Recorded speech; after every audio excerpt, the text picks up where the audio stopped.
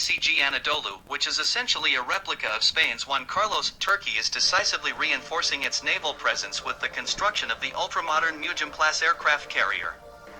Weighing 60,000 tons with a length of 285 meters, a width of 72 meters, and a draft of 10.1 meters, MUGEM marks the biggest warship in Turkish history. On January 2nd, the cutting of the first steel plate took place, with a target to complete the vessel within 4 years. The aircraft carrier is based on a short takeoff but arrested recovery (STOBAR) system and features a modular flight deck capable of supporting a wide range of manned and unmanned aerial platforms. MUGEM will carry 20 aircraft on its deck and another 30 in its hangars, not including drones. Its construction at the Istanbul Naval Shipyard is a pivotal milestone in Ankara's strategic ambitions for naval dominance across the eastern Mediterranean and beyond.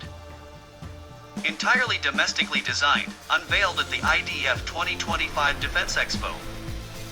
Will support fighter jets and drone operations. Goal: extend operational reach in strategic maritime zones.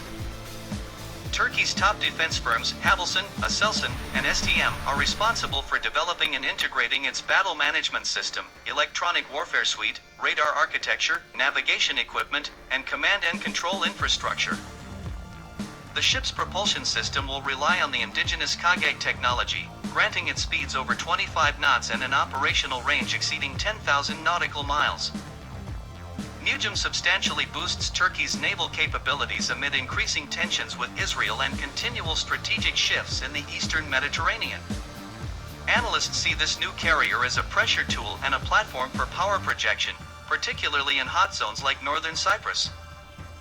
Although clearly not designed for operations against Greece, Turkey's geopolitical vision extends further. Ankara intends to leverage MUGEM in its effort to revive Ottoman-era influence, starting from the Middle East and Africa. Aircraft carriers like MUGEM demand escort ships, which enlarge its radar and visual footprint. Continuous support is required, making fast maneuvering difficult. Within tight environments like the Aegean Sea, where islands form a natural maze, its movement becomes risky, and it may fall within the strike zone of coastal artillery, missile batteries, or MLRS units. The Greek Air Force, operating from nearby islands, could engage it with ease.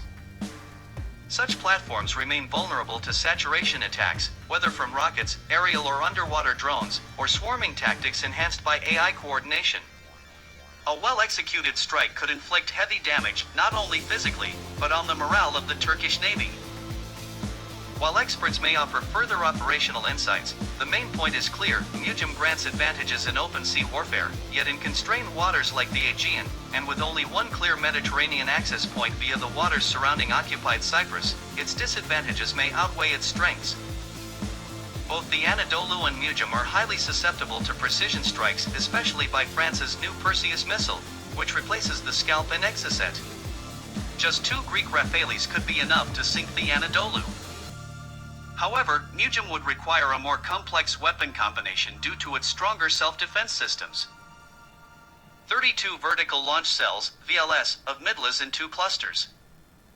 4 TürkDeniz close-in weapons systems, CIWS. 7 remotely operated Aselsan turrets with 25mm guns. Turkey's next target? A nuclear-powered aircraft carrier, potentially developed in cooperation with Russia and fueled via the Akuyu nuclear power station, currently under construction.